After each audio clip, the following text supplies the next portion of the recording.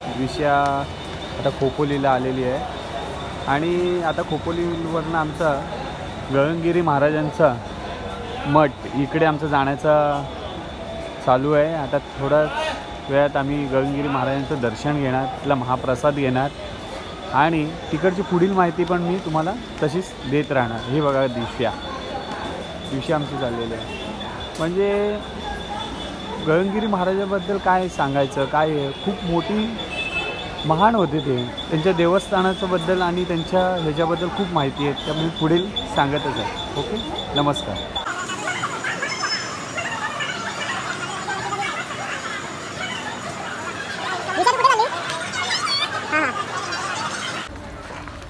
आम्ही आता चाललेलो आहे गगनगिरी महाराजांच्या मठामध्ये।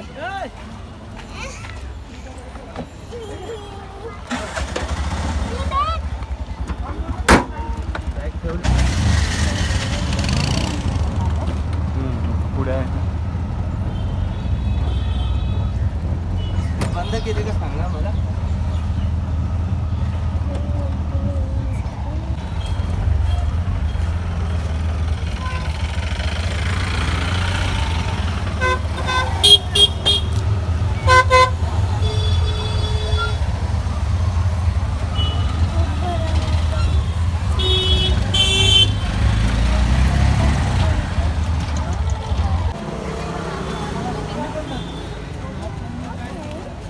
आता आम्ही रिक्षातून उतरलो आणि आज गगनगिरी महाराजांच्या मठाकडे जायचं रूट एकच आहे, कारण की काही कारणानिमित्त गाड्या आतमध्ये पार्किंग नाहीत त्या ह्याच्याने। आणि आता आमची सुरुवात पायवाट चालू झालेली आहे। तुम्ही बघतात हे महाराजांचं गगनगिरी महाराजांचं मठ, हे आजूबाजूचं हे बघू शकता तुम्ही।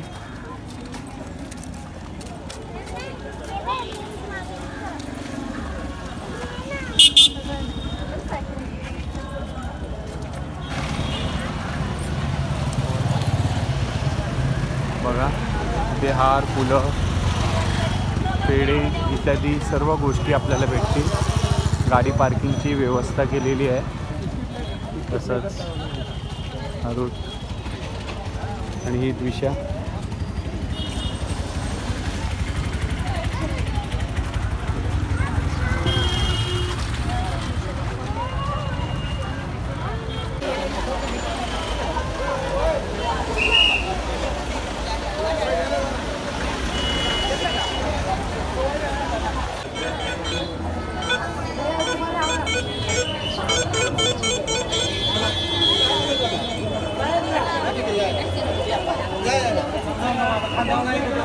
हे दर्शनासाठी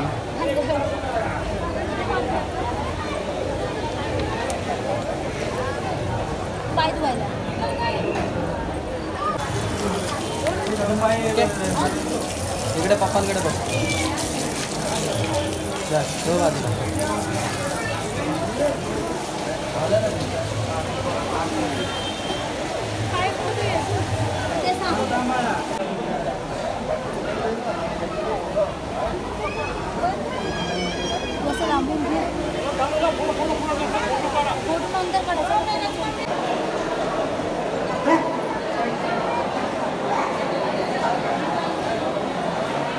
आपण बघत आहात खूप भाविक लांबून येत आहे गगनगिरी महाराजांच्या दर्शनाला।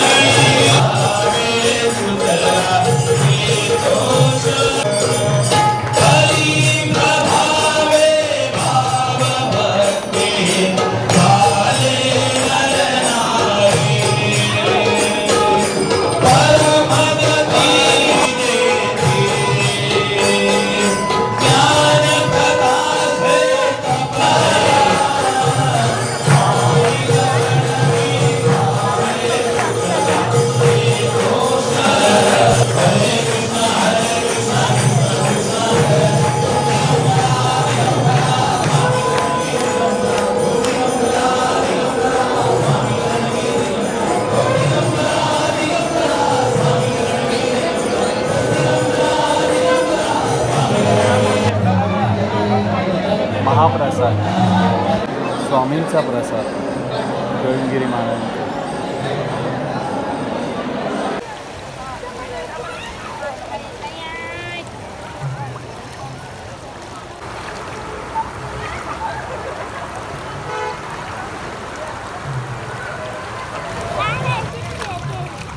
कसं वाटतं तुला? कोणाबरोबर आली तू? मामू बरोबर आली. मग आता काय करणार? पाण्यात जाणार? खूप मजा येते तुला?